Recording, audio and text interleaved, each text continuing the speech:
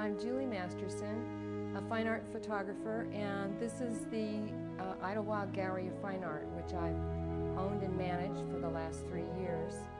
I started photographing in 1982. I took my first class in Pasadena in black and white and photographed exclusively in black and white for 5 years because I was very influenced by having done work with Ansel Adams. He really formed my philosophy of photography, which is to look at the medium as a craft.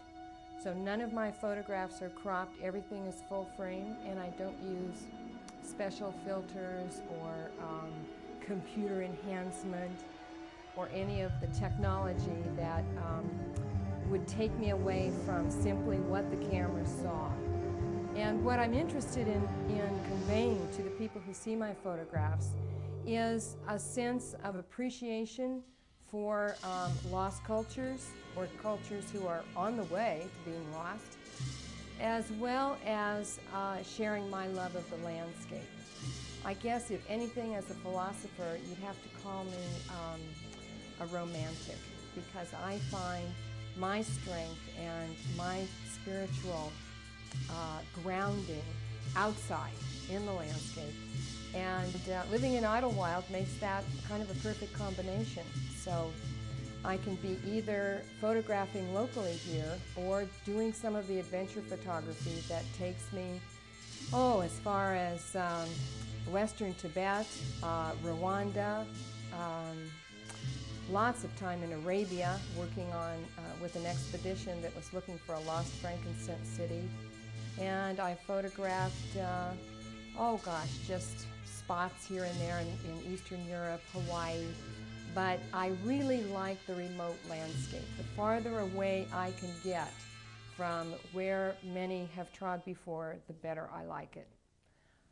I photographed black and white exclusively for almost 5 years using the large format camera. That's the 4x5 where your head goes underneath the dark cloth, and in the old days there used to be a big pop of a flash. And then I discovered color, and I was using a rather pastel negative film for quite a period, but then I switched from negative to a slide film, beautiful film, Fuji, Velvia, and printed in the old Cibachrome process. It's called Ilfochrome now, but it renders incredibly intense, rich color, particularly in the warm end of the range. The reds, the oranges, the yellows they almost sing with color.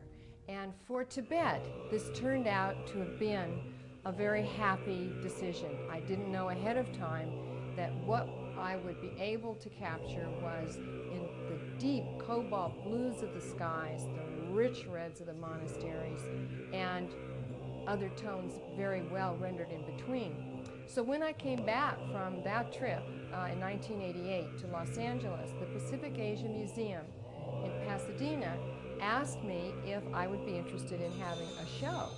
Well, I was thrilled. This was my first major exhibition. It was primarily the monastery doors with some images of the mountainscapes with Himalayan Tibetan prayer flags in the foreground. And I was particularly excited about Tibet because I had read Peter Matheson's book, The Snow Leopard, and I was hoping that I would have a snow leopard experience. I can't tell you whether or not that really happened, but I was in what I think is the most spiritual environment anywhere in this world, and it was the monasteries that captivated me. So for the show, I was exhibiting the monasteries primarily, but there were other images that the museum was interested in, and they asked me if I would do a presentation in their auditorium. That was my first lecture. From that has developed a lecture series.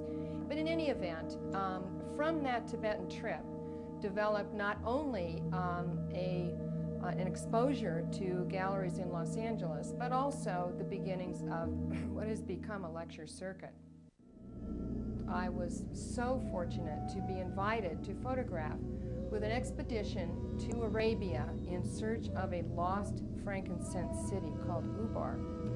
It had been mentioned in the Quran, the Bible, the Arabian Nights, and nobody, not even Harvard University, had been able to find it. So this was the beginning of 4 trips that I made basically to the Arabian Peninsula in Oman, to Petra, to that magnificent collection of monumental tombs carved out of solid rock, and basically the expanse of the Middle East and the Arabian Peninsula.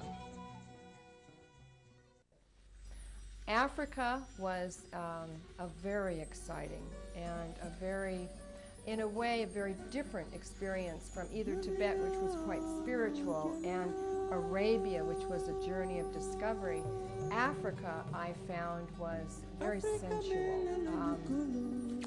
Seeing life and the birthing process and the predator cycle of beginning and end of life was so different from anything I'd imagined. Before I went to Africa, I'd never photographed animals, so I thought, well, I better learn how. So I went to the zoo and I photographed my cats, my 2 domestic cats at home. And when I saw these animals in the wild, it was nothing like the confinement of a creature in the civilized world. These were indeed free, and they were gorgeous. So I had an incredible experience and opportunity to get, as I called it, up close and personal, even to a big tusker being only a few feet away from me as I was photographing. Out of my first trip, I got a trip paid for by a national television show called Wild Things.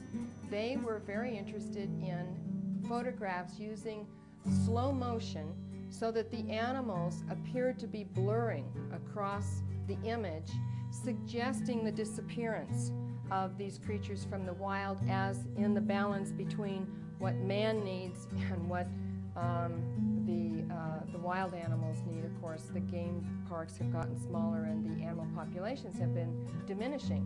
Who knows whether or not it will be possible to see the wild high mountain gorillas in another 15 or 20 years. I was lucky enough to go to Rwanda and to track the gorillas and photograph them in their own environment. India's precious jewel is the Taj Mahal, a love song in stone. And I had seen many, many pictures of the Taj, almost always taken from the entrance with the reflecting pool in the front of the buildings. So I didn't do the reflecting pool. Instead, I moved around the building. And luckily, the elements smiled upon me. During the night, it rained, and when I came back at dawn, the building was floating on pavilions that were still glistening from the rainfall. These experiences that I bring back in the still photographs to share with others, I hope generate an appreciation not only for preserving what we have of our inheritance from the natural world, but also conveying the sense of fulfillment and excitement and appreciation that is part of my experience when I'm on location. It's kind of interesting. Sometimes I have people say, well, now I don't have to go and camp out on the high ranges of Mount Everest. I can look at your photographs instead. So, so that makes me feel terrific, because I was able to do this wonderful adventure travel, but also to include other people in